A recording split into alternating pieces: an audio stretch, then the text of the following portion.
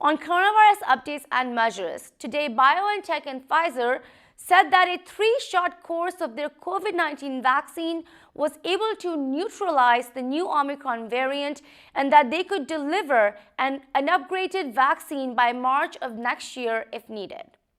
On this, the companies have stated that 2 doses of their vaccine resulted in significantly lower neutralizing antibodies, but a 3rd dose boosted those antibodies by a factor of 25. The World Health Organization has classified Omicron as a variant of concern, and it is now being detected in more than 24 countries across the globe, including India, which is worrying health experts. But again, research on this new variant is still at an early stage. Meanwhile, more than 60% of the population is fully vaccinated. That is nearly 200 million Americans.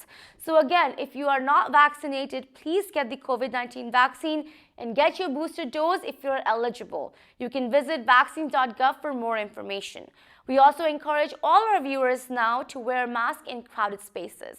On this and much more, we have now our conversation with ITV Go's senior health expert, Dr. Tushar Patel. Here is Dr. Patel. What areas do you think are in danger, perhaps, with the Omicron and the Delta variant continuously spreading in the United States? The main concern right now is holiday seasons coming up in 2 weeks. We'll have Christmas and New Year. I think gatherings, large gatherings, family gatherings, too many parties. People won't be following the recommendations given by the CDC. I think that is the huge concern. And the second concern is when the holidays comes, people don't try to get the vaccine or the booster shot. So I think those 2 biggest challenges I see within the next few weeks. You know, this brings me to another very important question, and I've discussed this multiple times with you on the show, which is the importance of masks.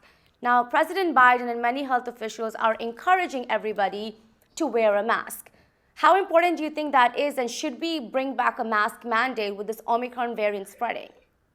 So I would not recommend a mask mandate, however, as recommended by the White House and the CDC. If you are in a public places where you don't know who is vaccinated and who is not, you should wear the mask at all times for the indoor gatherings. If you are in the outdoor gatherings, it's okay as long as you are vaccinated. If you are meeting with your immediate family for Christmas and other holidays, it's okay not to wear the mask. But if you are in the public places where you have thousands of people and you don't know their status of vaccination, I highly recommend and encourage to wear mask. What's your biggest concern right now?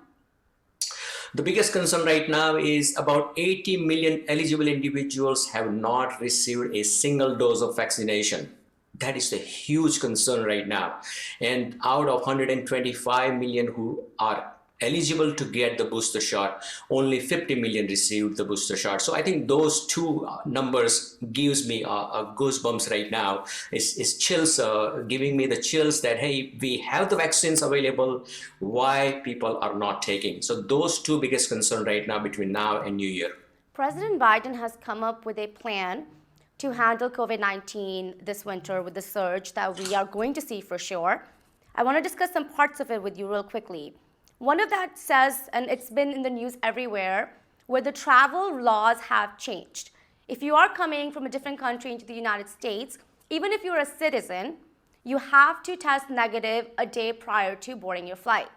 How important is that step, and what does that really do? Because before you had to report it 3 days prior, now it's just 1 day. I think the shorter time frame will give us more confidence that the individuals are definitely not positive. And I think instead of 72 hours to 24 hours, that window, because if they are in a foreign country and if they have been exposed 24 hours before, and if the test was done 72 hours before, that window will change definitely the management or people's coming into the US of their test.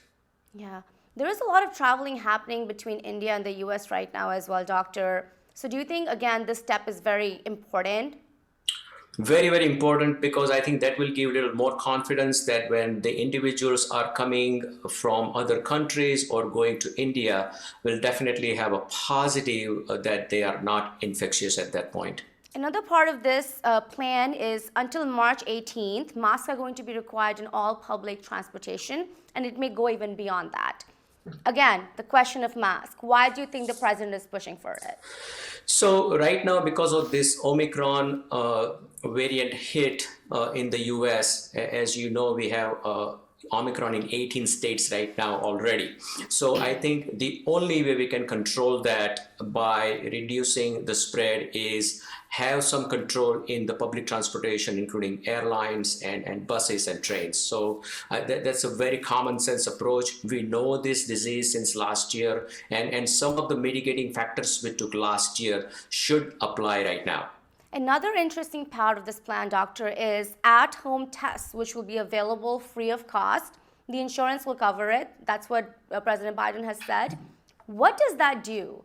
And how does that truly change testing and contact tracing? Yes. So in the USA, since the pandemic began, we have a huge challenge of many things, including the testing. Testing should be widely available and easier to get, especially during the holiday months, winter months are upon us.